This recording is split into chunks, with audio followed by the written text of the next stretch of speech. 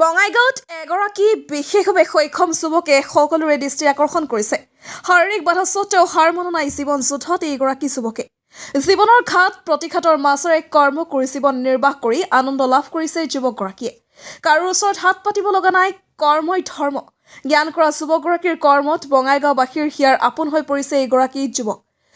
জমাটো নামৰ এটা খাদ্য বিতৰণ কোম্পানীৰ ডেলিভাৰী বয় তথা এজেণ্ট হিচাপে কাম কৰি যুৱকগৰাকী যথেষ্ট সমাদৰ লাভ কৰাৰ লগতে নিজেও সুখী বুলি প্ৰকাশ কৰে।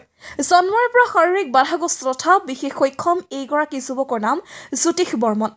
যুৱকগৰাকীৰ ঘৰ বঙাইগাঁও বিধানসভা সমষ্টিৰ পোপৰা গাঁৱৰ কৰেবাৰীত।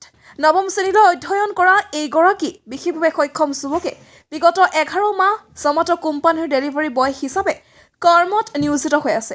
আনোৱাৰ হুছেইন নামৰ এইজন বন্ধুৰ পৰা এখন ছেকেণ্ড হেণ্ড বেটাৰী চালিত চাইকেল কিনি নিজ কৰ্মত আত্মনিয়োগ কৰে। মনত বহু উদ্যম আৰু সাহসেৰে কাম কৰি যোৱা যুৱকগৰাকীৰ জমাটো কোম্পানীয়ে সহায় কৰি দিয়াৰ বাবে আজি নিচে কৰ্ম কৰিব পৰাত ভাল পোৱা বুলি জনায়। ভালকৈ খোজকাঢ়িব নোৱাৰা যুৱকগৰাকীয়ে এখন বেটাৰী চালিত চাইকেলৰ সহায়ত দৈনিক খাদ্যৰ টোপোলা বিতৰণ কৰি আহিছে বঙাইগাঁও চহৰৰ অলিয়ে গলিয়ে। দৈনিক এনেদৰে মানুহৰ পদূলিয়ে এখন বেটাৰী চালিত চাইকেলৰ সহায়ত খাদ্য বিতৰণ কৰি দৈনিক 560 টকা লাভ কৰা বুলি জনায়।